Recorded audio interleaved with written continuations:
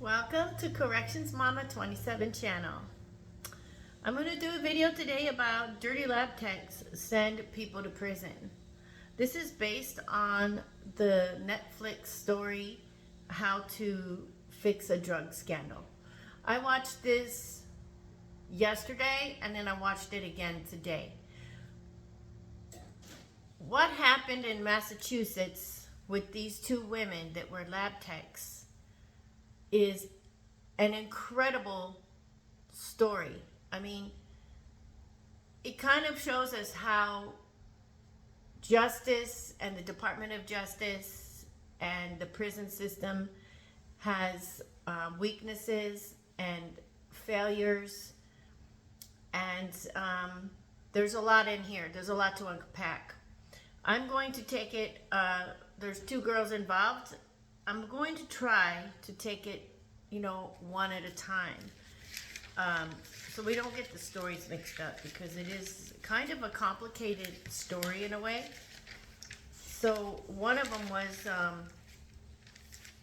which I'll cover first, is Sonia Farak. And the other one is Annie Dugan. So I wanted to do this video because I want people to see how corrupt government officials can be. And the crux of it is usually to save face. They don't like stories when people screw up and make mistakes in their life, and it possibly affects thousands of people. This affected like 10,000 people, more than that, like 30 something thousand people, just for one screw up this girl did. So I just want people to understand that we have the greatest justice system in the United States. I mean, if you compare it to other countries like China, Russia, or other countries, where you don't always get due process, and things are tampered with. That sort of stuff happens here too, but I don't think it's as widespread and normalized. It's normalized pretty much in China, and people don't have human rights in China. So I'm not saying the system is perfect. It's far from perfect, because human beings are involved. And anytime human beings are involved, emotions are involved. People are concerned about their reputation and their job, and they're trying to cover stuff up. I found, working at the prison at Lewis, that a lot of deputy wardens and the wardens oftentimes were very concerned about how the director and the governor might look at them if there's problems. So when inmates screw up, they shred the evidence. They don't really want to discipline the inmates sometimes, because a lot of the information trickles up, to the higher ups, and they want to appear like, look at what a good deputy warden I am. I don't have any problems on my unit, right, Lee? So a lot of stuff is covered up and brushed under the rug and ignored, which is a serious problem, because then what happens is inmates get out of control, and then something really bad happens, like the tower situation, a hostage situation, or riots, or escapes, because those situations were not dealt with. And then other inmates suffer because they get locked down for long periods of time. And I think it's wrong. But anyway, so this is pretty much, let me adjust this real quick. Some of the crazy stuff that went on. It didn't start January 18th, 2013, but it came out just now, because really a lot of this stuff wasn't even untangled or fixed up until a year or two ago. And then they did this special. So the first girl we're going to talk about is the Sonia girl. Sonia Farak. Sonia Farak was a very self-indulged, selfish person, in my opinion, because of the egregious acts that she committed. She committed crimes, and you know, her duties in the criminal justice system was to test narcotics evidence and to convict or not. She's supposed to identify whether drug evidence is actually narcotics for real or not. So she was a lab tech, and her job, not only did she do the tests of these things. The dogs are in here, so if you hear or see them, that's what they're going on. This here is Stetson. So not only do they test these drugs for the cops and help, but they also testify in court against the perpetrators or the accused, and says whether they're guilty or not. If it tests negative, then I don't believe it even goes to trial unless there's other charges there. So anyway, this girl did thousands of cases a year, and it's really a sad story that a lot of you may relate to, because it's stories about a drug addict. So what happened was there was two pieces of evidence that were supposed to go to court that were missing. They couldn't find it, and this is how it all broke open, okay? So Sonia Farak was basically in court getting ready to testify against someone that was accused of having drugs. This is the ironic part. This is so crazy. So they went looking for this evidence, and they took two people and were thinking, well, let's look around. Maybe it's missing, or maybe it's just sitting there. Maybe the test is done and didn't get turned in. So they went and looking around, poking around, and they came across her desk. It was searching her desk and poking around there. And they found evidence of a sealed evidence bag that she had signed already and stuff, cut open, and drugs were missing. And there was evidence of fake drugs at her desk and drugs. There was a crack pipe in her drawer. So obviously this girl was a drug addict, okay? So in Massachusetts, they have a lab tech that is a drug addict. Think about the irony of this. And she is testing evidence and testifying against people that have had drugs on them pulled over by the cops. Well, maybe some of them wasn't drugs. That's why she was supposed to test it. But she was a drug addict herself. So you're a drug addict testing the drugs of people that are being convicted. It didn't ever come into her brain that one day she might get convicted.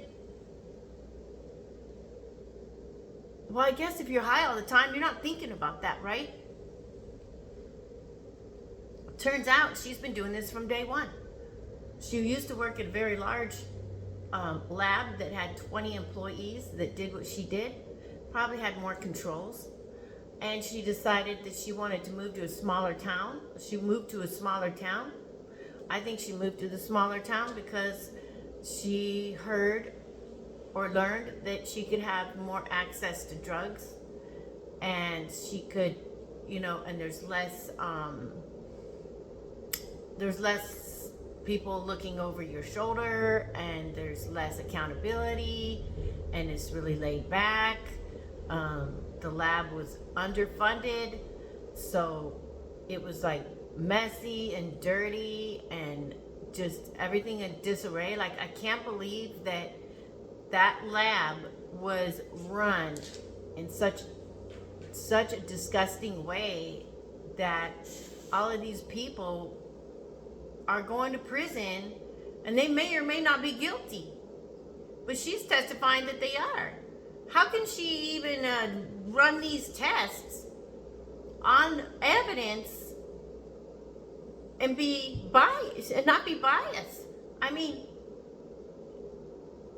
it's just mind-blowing to me that you're working in a lab testing evidence for drugs while you're high.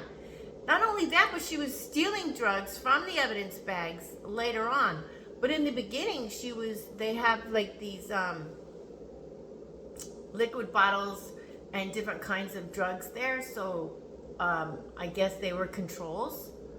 So you can use, when you test it, you test the drop of the control drug, which you know is heroin, or you know is cocaine, or you know is crack, and you test it against the control. You test the control drug up against the evidence drug. That way you know that the control is for real, and you can I guess you always have to have that kind of control, a control test, whatever. So she was using the control drugs in the bottles that belong to the state to compare to the drugs on the street that she was testing. And, you know, she would just put a couple drops in her mouth, on her tongue, and just get high. And I'm pretty sure that stuff was pretty potent and pretty pure, you know, because it was a control for the lab. She also testified that she put drops of it in her Diet Coke. She'd just be drinking her Coke, getting high as hell. Ain't nobody noticed that she's high. What? This is crazy. So, once they found the drugs and all this drug paraphernalia and stuff like that in her desk, they went looking for her. And they found her sitting on a bench waiting to testify against somebody about her drug testing. Oh my gosh.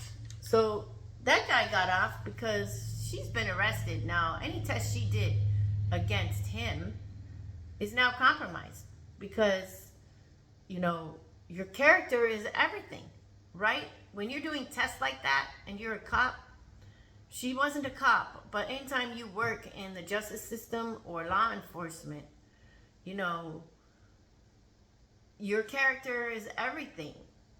Your reputation is everything. So anyway, so this was in Northampton, Massachusetts. She ended up with 2 counts of tampering with evidence and 1 count of a Class B drug, which was cocaine. Look, this lady has been doing this since the day she started working. She worked there for 10 years. Do you know how many people she might have sent to prison that were actually not guilty? Do you know how many people that were guilty were released from prison for serious crimes because of her? It's total insanity. And then the cover-up is just crazy. First of all, she only got 2 counts of tampering with evidence and 1 for having possession of drugs. You know, that's crazy. So they found that drugs were missing from the evidence locker, and drugs were found in her car. They searched her car and seized it. They found drug paraphernalia and stuff in her car and in her workplace. They also found all kinds of documents and stuff in her car that they tried to hide. I guess her car was a disgusting mess, and she had all kinds of junk in it. They had like 5 boxes of evidence out of her car. Well, I guess I shouldn't be surprised. Not all drug addicts have a clean car. So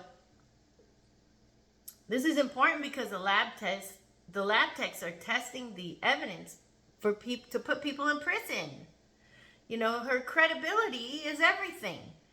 And she has 0 credibility if she's a drug addict and she's stealing drugs from the lab and stealing drugs from the evidence, and then she's replacing fake drugs that she made into the evidence bag. And towards the end, before she got caught, they found out that she was actually cooking drugs in the laboratory. Cooking up drugs in the laboratory for herself, for her personal use. What? That's an addict's dream, right? To work in a laboratory and have access to all those drugs. It's crazy that she got away with this. I mean, I know like at medical, there is some drugs and stuff at medical at the prison. And they have to have 2 people come in and count the pills and the drugs and the narcotics. They have to count everything. And then 2 more people come in and their count has to match their count. So if there's anything missing, you know, they start an investigation. There was no controls in place at this laboratory. How do you not have controls in a laboratory where they're testing narcotics? They didn't even give these employees urine tests periodically to make sure they weren't putting their hands in the cookie jar. What? No, you guys don't even have any set boundaries to discourage people from dipping into the cookie jar, from for tampering with evidence and stealing the drugs or using the control drugs. I just am mind blown that they didn't have any kind of accountability in place. That's a management problem. You know what I mean? And so anyway, there were, at the first place she worked at, you know, there were, you know, 13 to 20 chemists that worked there, but it was in the bigger city there, like by Brooklyn. And then she wanted to move to a more rural area. Well, maybe she kind of ran out of drugs, or maybe they were getting a little suspicious of her. Maybe she said she wanted to move to a smaller town, and work there so she could buy a house. BS. She wanted to work in a small town where there was little oversight of what she was doing, so she could have free reign and all the drugs she could ever want and do, which I'm surprised it didn't kill her. I mean, it seems like she wasn't able to even restrain herself at all. She wrote in diaries and journals and talked to a psychiatrist saying that she couldn't resist. And I think she started using drugs probably when she was in college. Didn't they test her before she got her job? Or maybe they did, and then they didn't test her again once she got the job. So anyway, she said, well, she felt like she was doing a better job and she was more alert and aware and she wasn't so tired all the time, and that she could do a better job when she was high, is how she negotiated with herself and, you know, justified with her own self to do that, right? Well, I'm going to do a better job, and I feel so much more awake and alert and sharp. So there's obviously some lab supervisor problems because they weren't supervising. They weren't monitoring closely. I mean, you'd think they'd have cameras. You'd think the drugs would be locked up. The drugs weren't even locked up. The only lock was the front door, where she had a key to. So that's crazy, right? They should have had a front door key and, you know, 2 or 3 locks on the drugs and 2 or 3 locks on the evidence, and maybe somebody checking the evidence out to them and then checking it back in and recording everything. They didn't even have didn't even have a way. Everything was written on a little book. They used like a Mead composition book to record their data. They didn't even have a freaking computer. So the lawyers couldn't even go to the computer and retrieve all the work that she did. No, they didn't even have that. It sounds like Arizona Department of Corrections. You know, federal has like computers and stuff. You can turn in your count. You can turn in your cell search reports. You could just, with a click of a button, turn everything in. We're still doing stuff with pen and paper over there. Even our journals are pen and paper. hard copies. You'd think it would be on the computer, but I guess if it's on the computer, it could be manipulated. But they can do stuff to fix that, so it can't be. Anyway, seems like they were doing lab tests in the dark ages. You know what I mean? It's just crazy. So then they didn't even have good records or standards or whatever. So if a cop took drugs from you, would you want somebody high testing them? Or if it wasn't drugs, you know, what if it was just a packet of sugar? Or, you know, like, it's crazy. So they didn't even have computerized records to keep track of who was doing what and who did what tests. I mean, they had court records, I guess. But it wasn't like they could just push a button and print out every test that she did every day, right? So she got 18 months in the state penitentiary for what she did. The reason why her time was so short, trust me, these people that were accused, that she testified against, probably got more time than she did. And she helped put them there. And she only got 18 months in the state penitentiary? That's insane. That's not fair. And that's not right, right? Like, that just blows my mind. But the reason why she got so little time is because the prosecutors and the district attorney, or the attorney general, the guy in charge that decides who gets what cases they proceed with and what cases they don't. The attorney general didn't want to look bad because, you know, he was in his last tenure. He was going to be leaving that job eventually and pretty soon. And my guess is the attorney general didn't want it to look bad, like anything on his watch was going right down, right? So they said, let's just keep this very small. Let's keep this a small investigation. Let's just say, oh, she just was doing drugs for like 6 months. Oh, good thing we caught it early. Turns out, after years and years of other attorneys pushing that are trying to protect their clients, and ACLU, so, you know, they're all pushing to say, hey, you need to exonerate everybody. Oh, no, it's not that big. It's just only a couple of months that people were affected. Turns out this shit's been going on for 10 years. 10 years. 10 years of this lady continuing to testify against people and test drugs with a conflict of interest because she's actually using the drugs that she's testing. That is just evil. That is just evil. Because you're putting people in jail that maybe shouldn't be there. And then some people, maybe it was real and they, you know, are going to jail. But when all this comes out in the wash, they're going to release everybody. Because that can't really stand up in court, right? So,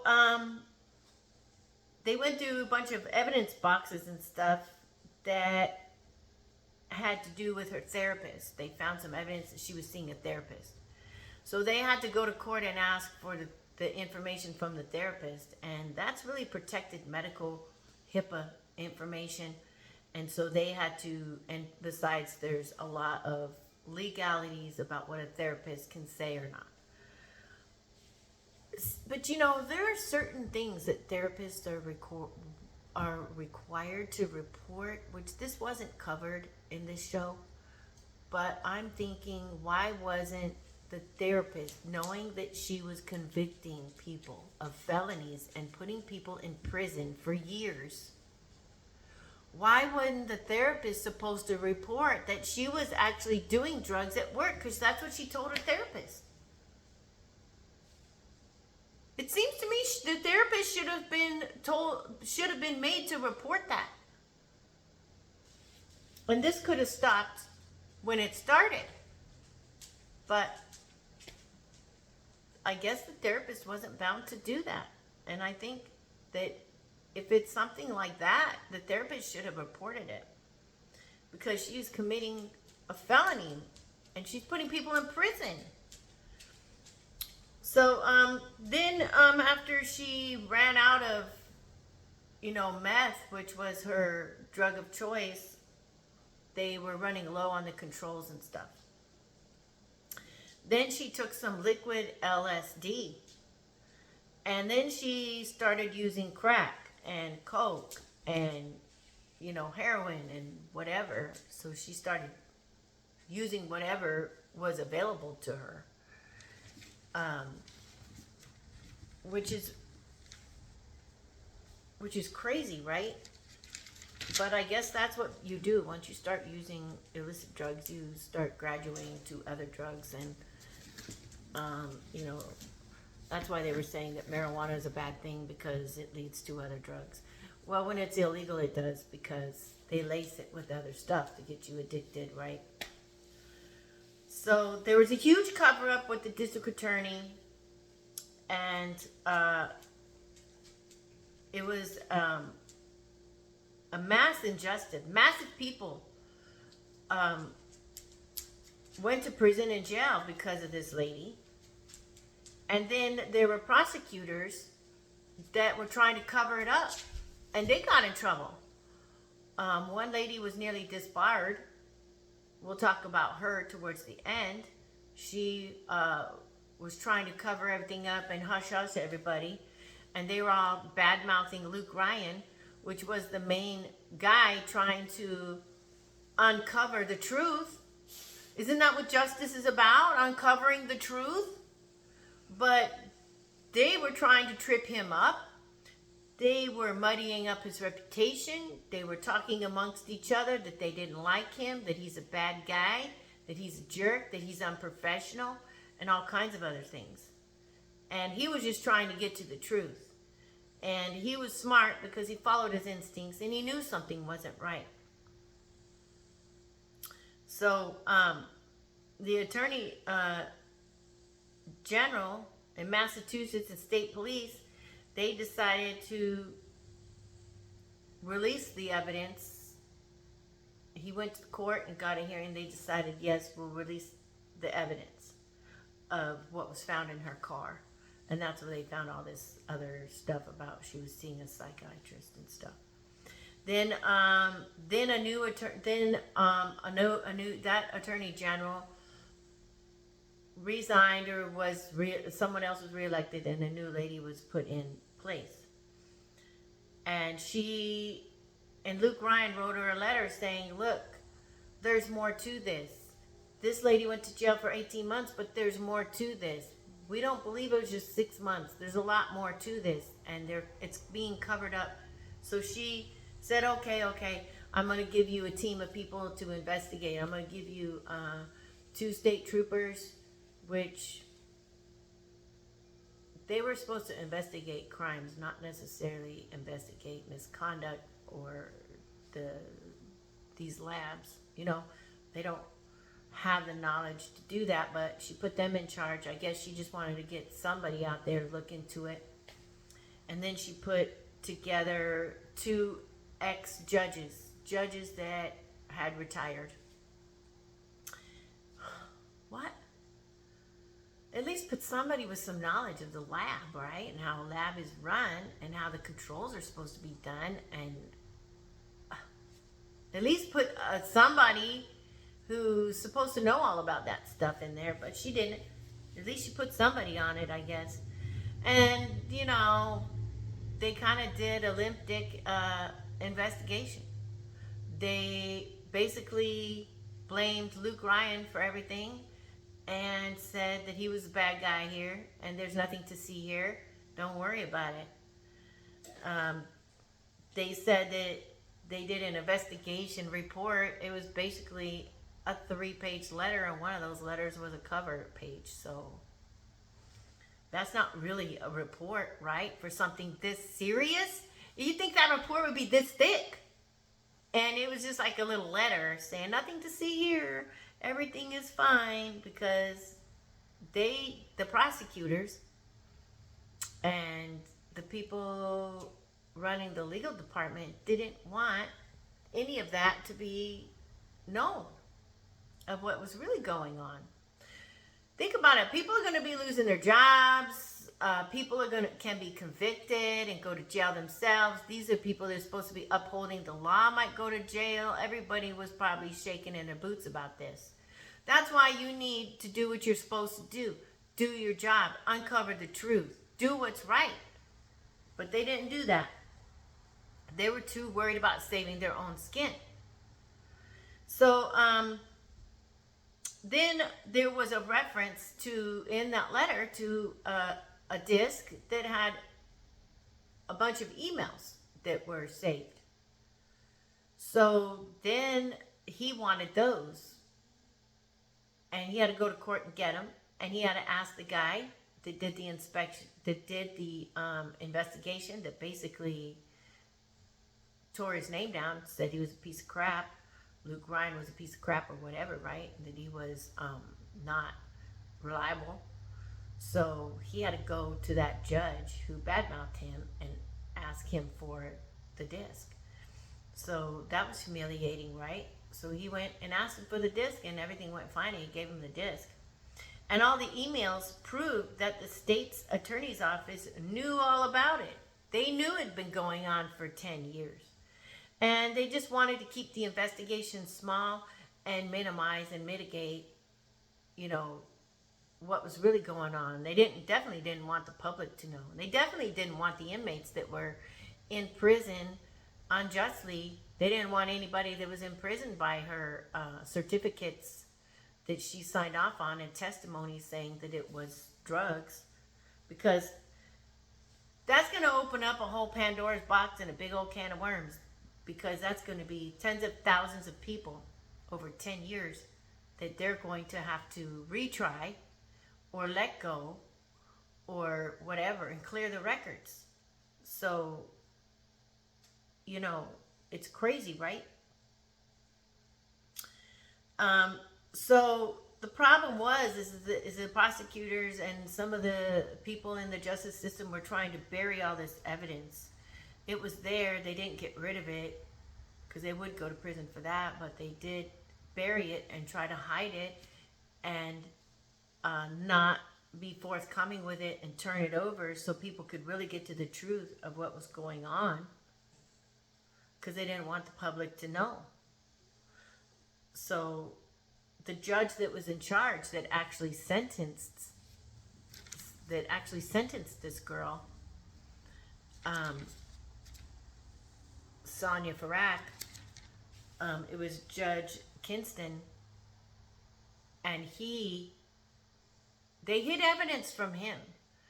And so basically he let her go to prison thinking it was just a few months that she was a drug addict, she'll get help, everything will be fine. He had no way of knowing it was 10 years worth, thousands and thousands of people. So, the justice system's job is to pursue the truth. These people were suppressing the truth, which I think they should be guilty nearly for what she did for trying to suppress everything. People's lives are on the line. People's families were suffering. There were people went to prison that shouldn't have been in prison. And there were people that should have been in prison that got out. So, anyway, the attorney took this case to the Supreme Court. This went to the Supreme Court. I know a little bit about Supreme Court. I've been to the Supreme Court because I have a case, actually, a class action that's was pending in front of a Supreme Court, and we won. And it's really kind of intimidating because you're sitting there in the back there and there's like 5 judges on a bench, and they discuss amongst themselves or whatever if the case should be heard. And so it's a big deal. That's the highest court of the land, is the Supreme Court. So the Supreme Court decided that, they need to look more into this. And Then they found out that this chick was actually cooking drugs in the lab at her job in fairly large amounts. And after she's already convicted, okay, that cat's been skinned. There's nothing they can do. They can't retry her because it's like double jeopardy. So what they had to do was to really get to the bottom of really what happened and to get the truth, they had to go to her, the liar, the one that was tampering with evidence, the one that has no character at all, the drug addict that, was committing the crime. They had to go to her and ask her for the truth. Well, how are you going to get the truth from her without her getting more charges against her and doing more time? She's not going to cooperate. Who would, right? So what they did was to find out what was really going on in the interest of the public and the interest of the people that they were supposed to be protecting, the people that falsely went to prison. They gave her immunity, ironically. So they gave her immunity, and she had to go in front of a grand juror, and she had to go and testify and tell the whole truth and admit to everything she knows. But if you're as high as a kite all the time, she may not remember everything going on, right? So she said all kinds of things that she did that I've already mentioned. And what kills me is that the mother was like,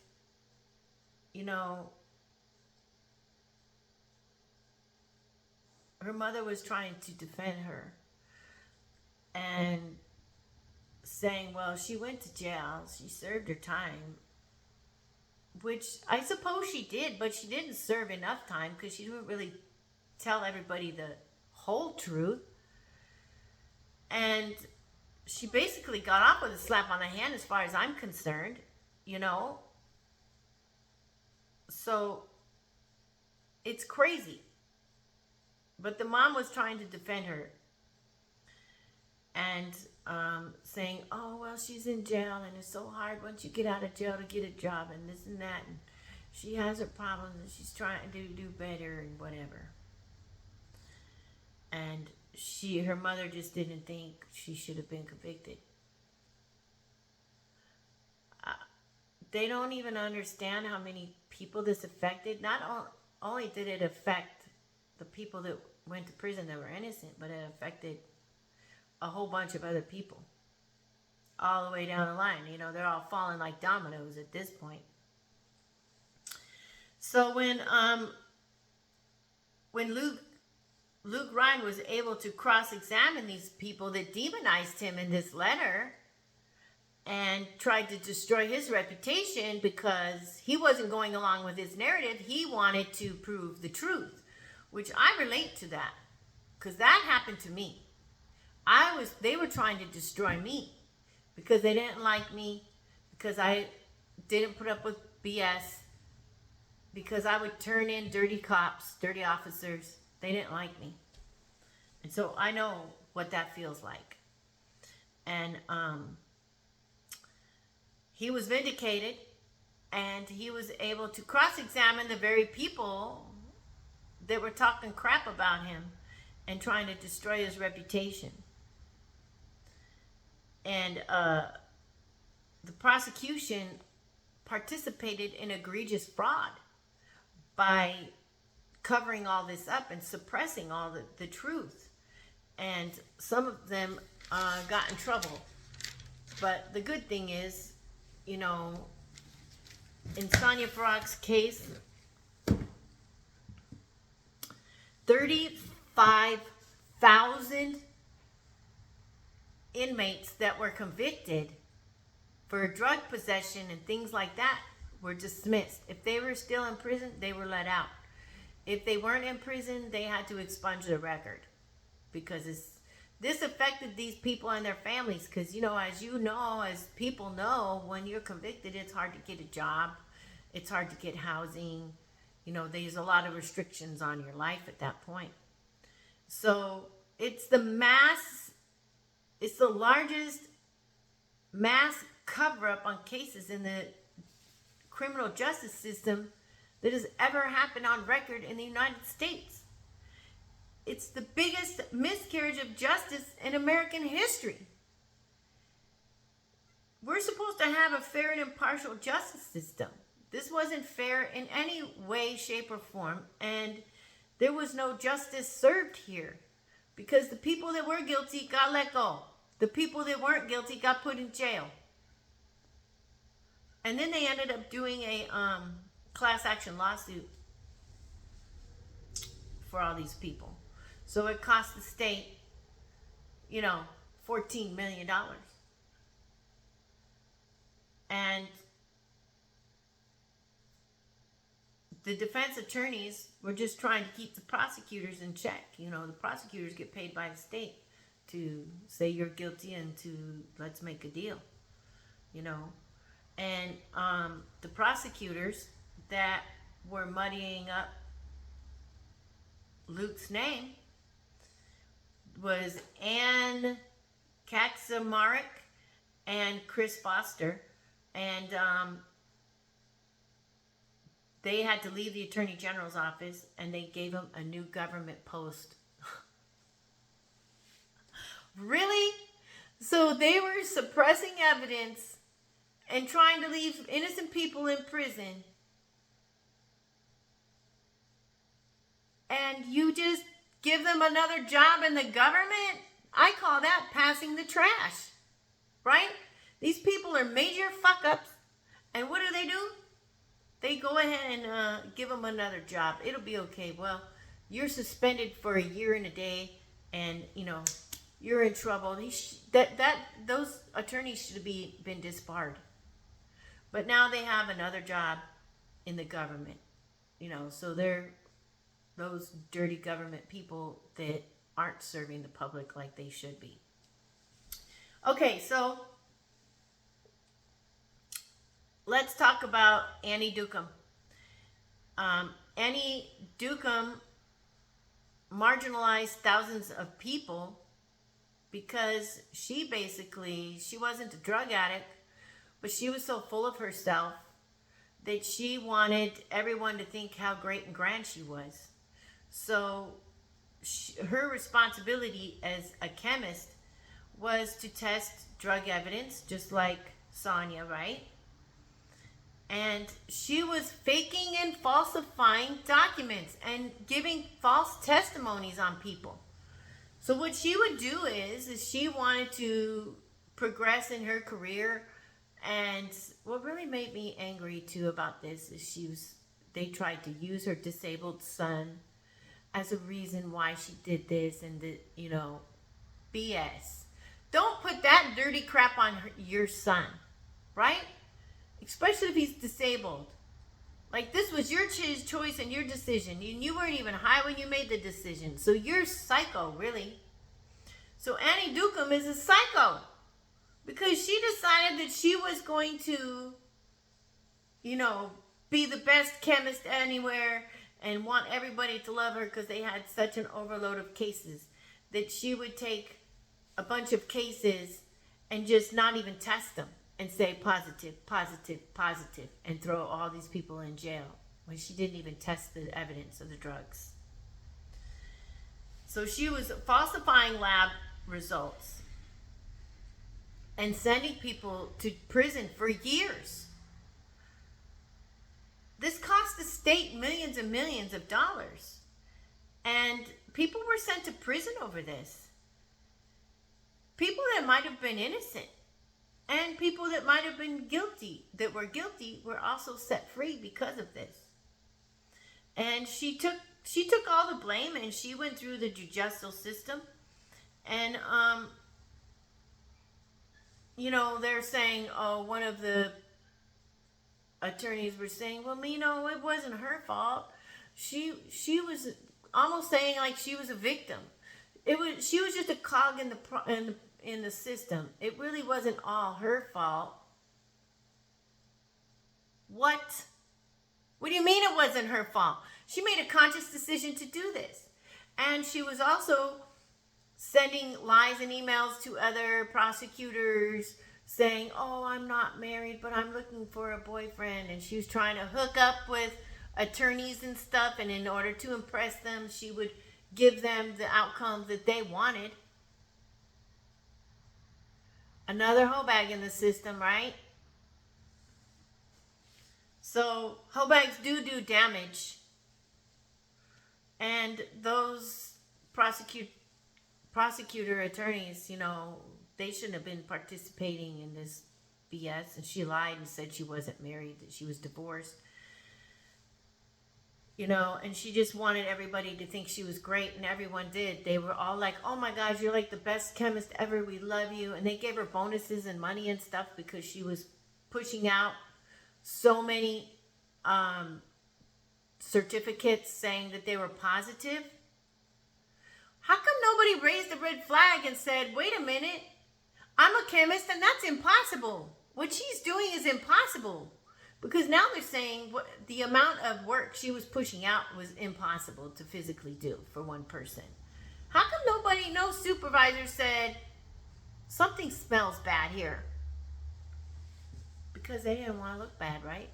She was making them look good, so they were rolling around in it, right? Yeah, there's just a lot of people that were really wrong in this whole situation too. And she only did 3 to 5 years in prison. That's what she got sentenced. She only did 3 years. I think some of the people she put in prison probably might have done more time than that, because it took a lot of years for them to actually work through the system to get all of these people justice, right? She did hundreds of thousands of tests. ACLU was involved, and they just wanted to say, "Hey, release everybody," because this is like, how can you even sort this out? It'll take too long, and innocent people are in prison. You need to just let everybody go. But they didn't want to do that. A lot of them, they said that she did was lower level cases like possession and stuff. But there were some serious cases where there were gangs and major drug dealers and weapons and things like that were involved. So, and when you have drugs and weapons, it's aggravated. So they could have got quite a bit of time.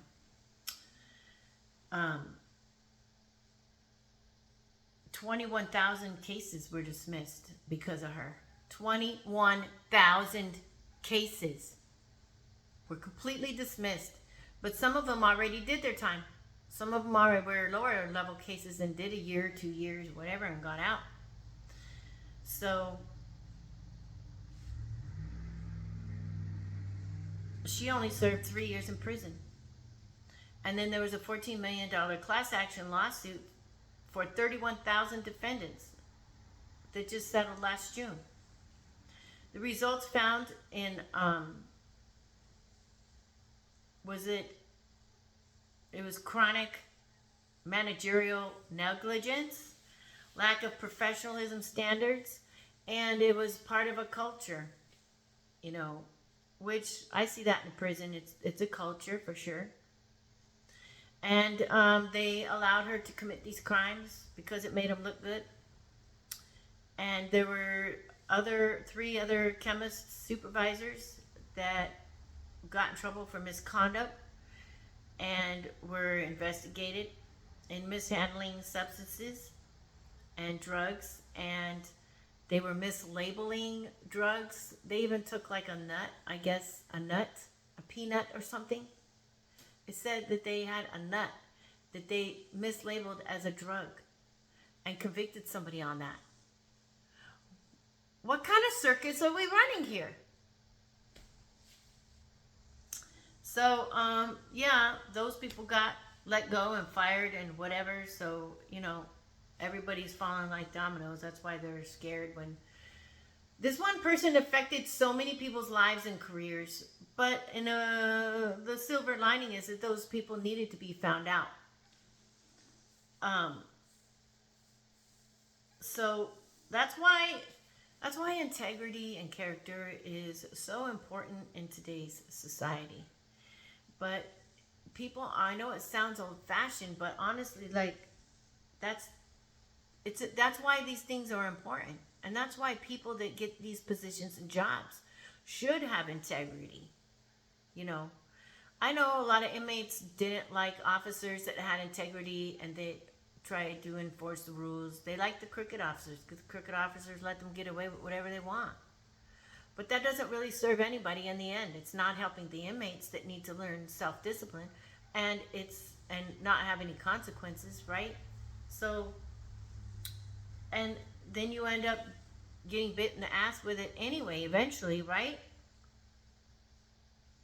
So the silver lining is that they uncovered all the corruption and the dirty prosecutors and the bad laboratory practices, and they had to make some changes with all of that. With the drug testing, they had to put protocols in place. They had to lock up the drugs, and they had to make people accountable and have more regulation and security measures put in place so people are discouraged from doing that sort of thing. I mean, come on. The dollar store does UAs. You're going to UA someone that works for $12 at the dollar store, but you're not going to UA someone who's testing narcotics just in case they get tempted to use it? There's no deterrent. This is like mind-blowing to me. Walmart drug test people. Everybody, a lot of jobs drug test people now. Just about everybody does. Not that they're that accurate, but at least it's a deterrent, right? At least if somebody's hand is in the cookie jar, they're going to get caught eventually, right? I know that there's like a lot of ways to get around that and stuff, but it's totally absurd to me that they weren't even testing these people. They were testing the cops that were doing this, right? Cops get UAs from time to time. So anyway, there was the former Attorney General, Martha Coakley. Guess what she does for a living now? She's a lobbyist for e-cigarettes for Juul. So you know she's living high on the hog after she let all this stuff happen. Did she get any repercussions? No, she didn't. Of course not, because she's at the top, right? I think they're the ones that should be let go, right? Well, she was able to keep it suppressed until she got the hell out of there, and then shit hit the fan. And then the new Attorney General is like, "Well, I just got here. This didn't happen under my leadership. I'm just trying to deal with the mess right now." Which I don't think she did that great of a job. Luke was the one that did the good job. So leave your comments and let me know what you think. This was kind of a long video. I appreciate it if you waited to the end. Please like, share, and subscribe, and send me comments on what you think. Thanks for subscribing to Corrections Mama 27.